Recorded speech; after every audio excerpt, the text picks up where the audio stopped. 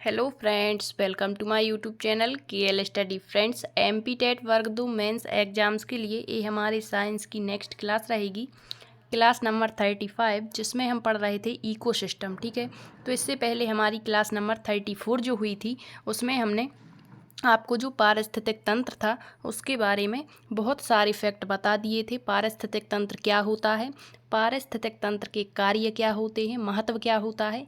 आज के सेशन में हम देखने वाले हैं पारिस्थितिक तंत्र के प्रकार। ठीक है, टाइप्स ऑफ इकोसिस्टम यहाँ पर हम देखेंगे, और इसके बाद हम जो खाद्य श्रृंखला होती है और खाद्य जाल वो भी यहाँ पर क्लियर करेंगे, क्योंकि यहाँ से बहुत ज़्यादा क्वेश्चन आपके एग्जाम्स में बन जाते हैं खाद्य श्रृंखला और खाद्य जाल को लेकर के। ठीक है, तो आइए स्टार्ट करते हैं अपना आज का सेशन। इससे पहले हमारे जो सेशन हो चुके हैं उसमें हमने जो सजीव जगत है, सबसे पहले कोशिका, कोशिका क्या होती है, फिर कोशिका की पूरी जितनी भी आपने देखा होगा नोट्स अभी तक आपने जहाँ जहाँ पढ़े होंगे सारी चीज़ें आपको बताई हुई हैं।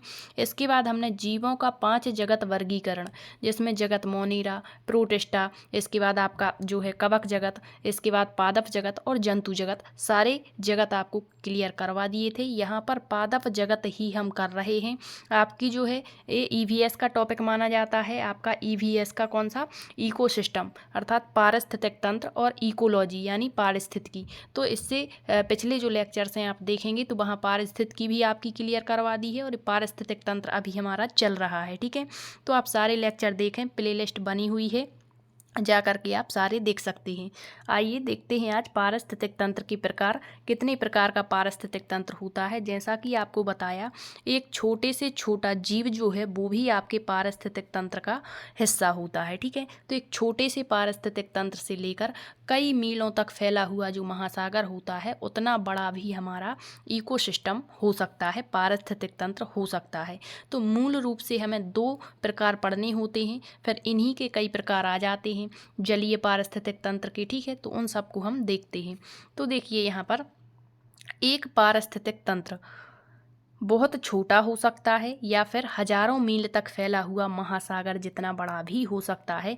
तो पारिस्थितिक तंत्र मुख्य रूप से आपको एक क्वेश्चन यहाँ से बनता है जो याद रखना है कि सबसे जो बड़ा पारिस्थितिक तंत्र है उसका प्रकार कौन सा है। तो वहाँ पर एक ऑप्शन दिया होता है समुद्री पारिस्थितिक तंत्र। ठीक है, या फिर महासागरीय दिया गया होगा, तो आपको याद रखना है कौन सा होता है आपका समुद्री पारिस्थितिक तंत्र सबसे बड़ा इस पृथ्वी का पारिस्थितिक तंत्र माना जाता है। अब पारिस्थितिक तंत्र 2 प्रकार के होते हैं। पहला होता है स्थलीय पारिस्थितिक तंत्र और दूसरा होता है जलीय पारिस्थितिक तंत्र। तो जो स्थलीय पारिस्थितिक तंत्र है विशेष रूप से भूमि आधारित पारिस्थितिक तंत्र है। स्थल तो आप समझते, स्थल मतलब पृथ्वी। ठीक है, और जल तो आपको पता होगा 71% भाग पर आपका क्या है, जल है। बाकी जो आपका 29% बच जाता है वो आपका स्थल है। तो जो आपका स्थलीय पारिस्थितिक तंत्र है मुख्य रूप से भूमि आधारित पारिस्थितिक तंत्र होता है। विभिन्न भूवैज्ञान क्षेत्रों के आसपास विभिन्न प्रकार के स्थलीय पारिस्थितिक तंत्र वितरित होते हैं। अब जहाँ पर जिस टाइप्स की आपकी जो है भूमि रहेगी वहाँ पर उस तरीके का आपका पारिस्थितिक तंत्र निर्मित होगा। जैसे वन, तो वनीय भूमि हो गई, तो वहाँ पर कौन सा पारिस्थितिक तंत्र, उसको क्या नाम देंगे, वन पारिस्थितिक तंत्र। फिर आपका जहाँ घास स्थित होगा, घास पाया जाएगा, वो घास के मैदान वाला पारिस्थितिक तंत्र हो गया। मतलब उसी के नाम पर इस पारिस्थितिक तंत्र के नाम रख दिए जाते हैं। फिर टुंड्रा पारिस्थितिक तंत्र, तो आपको पता होगा जैसे आप ये पृथ्वी है, ठीक है, तो इसके बीचों बीच से क्या गुजरती है, भूमध्य रेखा गुजरती है। ठीक है, नीचे होती है आपकी मकर रेखा और ऊपर होती है आपकी कर्क रेखा। ठीक है, 23.5 डिग्री, तो कर्क रेखा। फिर आपके जो आप ये देख रहे हैं ये पोल होता है, मतलब ये ध्रुव होते हैं। तो ध्रुवों पर मतलब जो वनस्पति है, ऐसा नहीं कहेंगे कि पाई नहीं जाती, पाई जाती है, लेकिन यहाँ पर जो पौधे हैं बर्फ के कारण कैसे होते हैं, छोटे कद के होते, झाड़ियाँ टाइप की होती हैं। तो यही यहाँ पर टुंड्रा, जिसे हम टुंड्रा वन कहते हैं। ठीक है, तो इस स्थान पर जो पारिस्थितिक तंत्र बनता है वो आपका टुंड्रा पारिस्थितिक तंत्र कहलाता है। और रेगिस्तानी क्षेत्र मतलब जहाँ पानी की कमी होती है, शुष्क स्थानों पर जो आपका इकोसिस्टम निर्मित होता है वो आपका रेगिस्तानी पारिस्थितिक तंत्र कहलाता है। मुख्य रूप से जो रेगिस्तान आपने देखा होगा आपके जो भारत है इसके एक राज्य राजस्थान के यहाँ पर पड़ता है। ठीक है, तो ये आपके किसके आधार पर, स्थल के आधार पर पारिस्थितिक तंत्र हुए। अब हम देखते हैं वन पारिस्थितिक तंत्र। तो वन पारिस्थितिक तंत्र में कई पौधे, एक एक करके देख रहे हैं, ठीक है। तो पहला है वन पारिस्थितिक तंत्र जो है, इसमें क्या आ जाएंगे आपके, वनों में क्या होते, पौधे होते हैं, विशेष रूप से पेड़ भी होंगे, जानवर वहाँ पर होंगे, सूक्ष्म जीव शामिल होते हैं इसमें। तो पूछ सकता है कि वनीय पारिस्थितिक तंत्र का कौन सा एक हिस्सा नहीं है या हिस्सा है। तो याद रखेंगे आप, वनों में पेड़ होंगे, जानवर होंगे उनका भरण पोषण करने के लिए, मतलब पेड़ों से प्राप्त करेंगे ना अपना भोजन, और सूक्ष्म जीव, कई तरीके के सूक्ष्म जीव होंगे जो पर्यावरण के अजैविक कारकों के साथ समन्वय रखते हैं। तो अजैविक कारक आपको बता चुके हैं, अजैविक मतलब जिनमें जीवन नहीं होता है, ठीक है। निर्जीव जिन्हें हम कहते हैं, जैसे वायु हो गया, मृदा हो गई, आर्द्रता हो गई, ठीक है, ताप हो गया, प्रकाश हो गया, ये सब अजैविक कारक होते हैं। वन पृथ्वी के तापमान को बनाए रखने में मदद करते हैं और प्रमुख कार्बन सिंक है यहाँ पर, ठीक है। तो जो वन है वो क्या करते हैं, इनका क्या रोल है हमारी पृथ्वी पर, तो टेम्परेचर को क्या करते हैं, बनाए रखते हैं। अगला प्रकार है आपका घास मैदान पारिस्थितिक तंत्र जो है। तो यहाँ पर घास मतलब चारागाह पारिस्थितिक तंत्र, वनस्पतियों में घास और जड़ी बूटियों का यहाँ पर प्रभुत्व होता है। शीतोष्ण घास के मैदान, उष्ण कटिबंधीय घास के मैदान, तो ये हम अलग से एक चैप्टर लाएंगे जिसमें हम हॉट स्पॉट पढ़ लेंगे, हमारे जैव विविधता पढ़ेंगे, क्योंकि ये ईवीएस के टॉपिक होते हैं जो आपको आपकी साइंस में भी पढ़ने होते हैं, यहाँ से क्वेश्चन बनते हैं, ठीक है। तो ये घास के मैदान पारिस्थितिक तंत्र हो गए। फिर है टुंड्रा पारिस्थितिकी, तो ये आपको बता चुके हैं, ठीक है। जलवायु या वर्षा जहाँ पर कम होती है वहाँ बौने पौधे पाए जाते हैं। तो आपको रटना कुछ नहीं, बस समझना है कि कहाँ पर किस प्रकार के आपके पारिस्थितिक तंत्र होंगे। ये वर्ष के अधिकांश समय बर्फ से ढके रहते हैं। टुंड्रा प्रकार का पारिस्थितिक तंत्र आर्कटिक या पर्वत शिखरों में होता है। फिर है आपका रेगिस्तानी पारिस्थितिक तंत्र, तो जहाँ रेगिस्तान यानी बहुत कम वर्षा होगी, दुर्लभ वनस्पति वाले क्षेत्र, यहाँ दिन गर्म होते हैं और रातें ठंडी होती हैं। तो ये आपके प्रकार हुए। अब हम देखते हैं जलीय पारिस्थितिक तंत्र और इसके प्रकार देखेंगे। तो जल आपने पढ़ा होगा, दो प्रकार का होता है, एक मीठा जल, एक समुद्री जल होता है जो खारा होता है, ठीक है। तो ये भी दो प्रकार का होता है, मीठे पानी का पारिस्थितिक तंत्र और समुद्री पानी का। तो मीठे पानी में जो जीव जंतु होंगे उनका अपना अलग से पारिस्थितिक तंत्र वो निर्मित करेंगे, और आपके समुद्री पारिस्थितिक तंत्र अलग होता है, ठीक है। तो सबसे बड़ा ये माना जाता है क्योंकि ये कई मीलों तक फैला हुआ होता है। तो मीठे पानी का जो पारिस्थितिक तंत्र है एक जलीय पारिस्थितिक तंत्र है, इसमें झीलें आ जाएंगी। जो मीठे पानी की आपके स्रोत होते हैं वो याद रखेंगे, झील, तालाब, नदियाँ, धाराएं और आर्द्र भूमियाँ इसमें शामिल होती हैं। तो पूछ सकते हैं मीठे पानी के पारिस्थितिक तंत्र का एक प्रकार है या फिर नहीं है, तो याद रखिएगा। समुद्री पारिस्थितिक तंत्र के विपरीत इनमें नमक की मात्रा नहीं होती, बल्कि इनका जल मीठा है जो कि पीने के योग्य है, जबकि समुद्री जल कैसा होता है, खारा होता है। तो समुद्री पारिस्थितिक तंत्र में समुद्र और महासागर शामिल हैं। मीठे पानी के पारिस्थितिक तंत्र की तुलना में इनमें नमक की मात्रा क्या होती है, अधिक होती है, और जैव विविधता अधिक होती है, ठीक है। अब आपको जैव विविधता बायोडाइवर्सिटी पता होगा कि क्या कहलाती है, ठीक है। तो जहाँ पर उचित वातावरण, उचित तापमान वगैरह रहता है तो वहाँ पर अधिक जीव जंतु या अधिक प्रजातियाँ निवास करती हैं, तो वहाँ की जैव विविधता अधिक होती है, ठीक है। और जहाँ जैसे टुंड्रा प्रदेश हो गया तो यहाँ जैव विविधता कम होती है। तो क्वेश्चन बन जाता है कि जो आपकी भूमध्य रेखा होती है इससे ध्रुवों की तरफ जाने पर जैव विविधता घटती है या बढ़ती है, तो घटती है, जबकि ध्रुवों से भूमध्य रेखा की तरफ आने पर जैव विविधता क्या होती है, बढ़ती जाती है, ठीक है। अब देखते हैं हम खाद्य श्रृंखला, खाद्य जाल आपने खूब पढ़ा होगा इस तरीके के उदाहरण की घास है, घास को चूहा खा रहा है, फिर चूहा है, चूहे को बाज खा रही है, ठीक है। तो ये चीज़ें, तो इससे पहले वाला आप लेक्चर जरूर देखें पारिस्थितिक तंत्र वाला, उसमें हमने आपके जो है जैविक और अजैविक घटक पढ़ाए हुए हैं, जिसमें आपको उपभोक्ता क्या होते हैं, उत्पादक क्या होते हैं, ठीक है। तो ये सारी चीज़ें आप वहाँ देखेंगे आप घटक, तब आपको ये लेक्चर समझ आएगा, ठीक है। तो देख लेते हैं खाद्य श्रृंखला। श्रृंखला नाम से ही स्पष्ट है कि जहाँ पर एक श्रृंखला बनती है, ठीक है, श्रृंखला टाइप की बनती है प्रजातियों में। तो देखिए यहाँ पर खाद्य अर्थात खाने के हिसाब से तो वो खाद्य श्रृंखला हो गई। तो मानव सहित सभी जीव जंतु अपने भोजन संबंधी आवश्यकता पूर्ति के लिए एक दूसरे पर क्या होते, डिपेंड रहते हैं। मतलब जैसे मानव है तो मानव सर्वाहारी में आ जाता है, ये पेड़ पौधों से भी पोषण प्राप्त कर लेता है और जानवरों को भी खा जाता है, अर्थात ये इनका जो भोजन का स्रोत है ये दोनों है, ठीक है। तो ये शाकाहारी भी है और मांसाहारी भी है।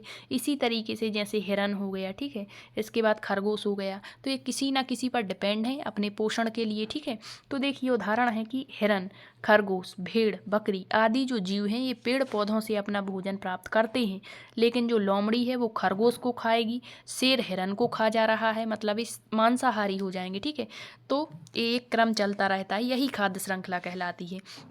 और एक होता है खाद्य जाल। तो जब ये श्रृंखला बहुत जटिल हो जाती है, मतलब एक पोषण को कई जीव जंतु खा सकते हैं, तो ये जब जटिल हो जा रही है तो फिर ये खाद्य जाल बन जाता है, याद रखेंगे, ठीक है।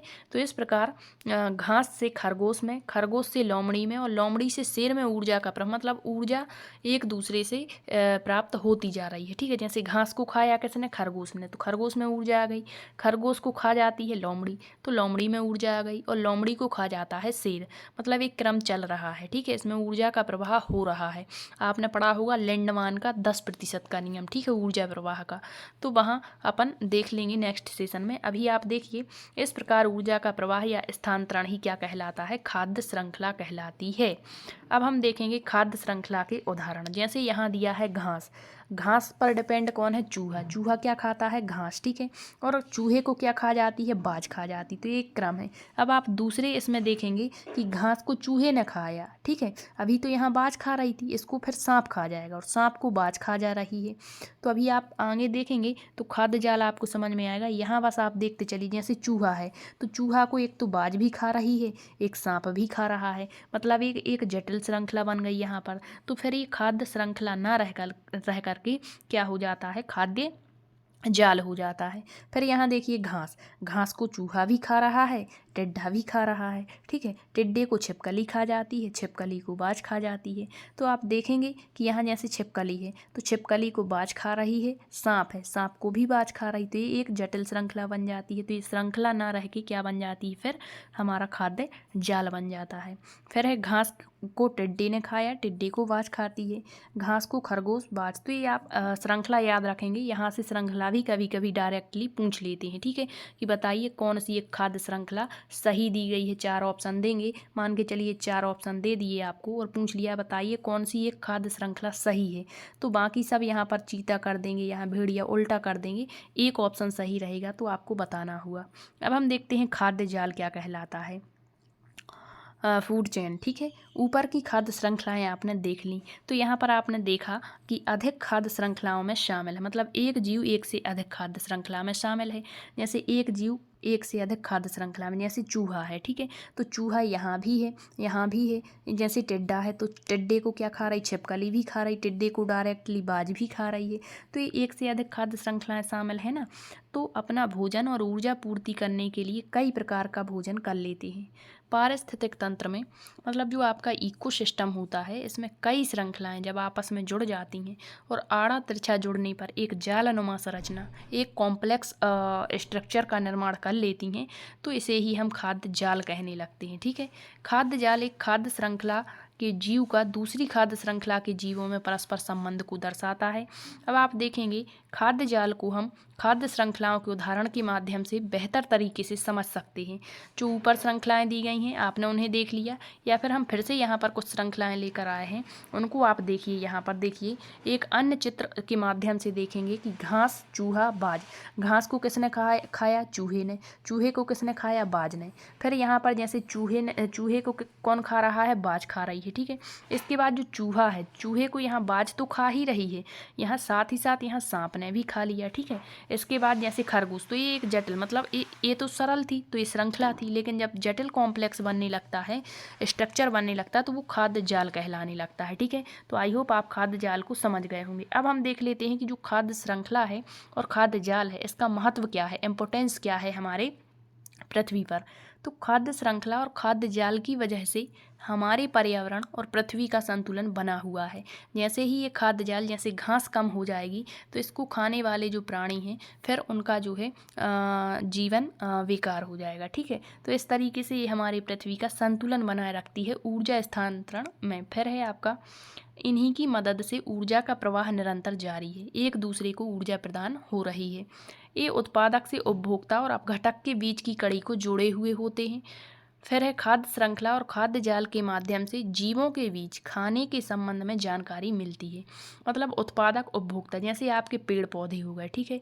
यदि पेड़ पौधे की मात्रा जो है वो कम हो जाए, पेड़ पौधों की मात्रा कम हो जाए तो इस पर जो डिपेंड है वो बहुत सारे जीव जंतु डिपेंड होते हैं, अपना पोषण प्राप्त करते हैं, ठीक है। फिर इसके बाद जैसे मान के चलिए यहाँ कोई जानवर है, ठीक है, जानवर है, यहाँ मान के चलिए गाय है, तो गाय पेड़ पौधों से या फिर जो घास वगैरह होती है उससे अपना भोजन प्राप्त कर लेती है। यहाँ मनुष्य भी हो गया, ठीक है। इसके बाद यदि गाय की संख्या इससे ज़्यादा हो जाए पेड़ पौधों से, तो फिर पेड़ पौधे तो मतलब जो घास रहेगी वो तो खाने को बचेगी ही नहीं, ठीक है, कम हो जाएगी, तो फिर संतुलन बिगड़ जाएगा। तो ये एक मतलब स्ट्रक्चर टाइप का बनता है कि हर एक चीज़ यहाँ पर नियत रहती है और इसी के माध्यम से हमारी पृथ्वी का संतुलन बना हुआ होता है, ठीक है। तो आज के सेशन में इतना ही। नेक्स्ट सेशन में हम देखेंगे अगली चीज़ें जो आपकी सिलेबस में दी हुई हैं और जहाँ से क्वेश्चन बनते हैं, ठीक है। आई होप आपको ये लेक्चर अच्छा लगा है। यदि लेक्चर पसंद आया है तो वीडियो को शेयर ज़रूर करें। धन्यवाद।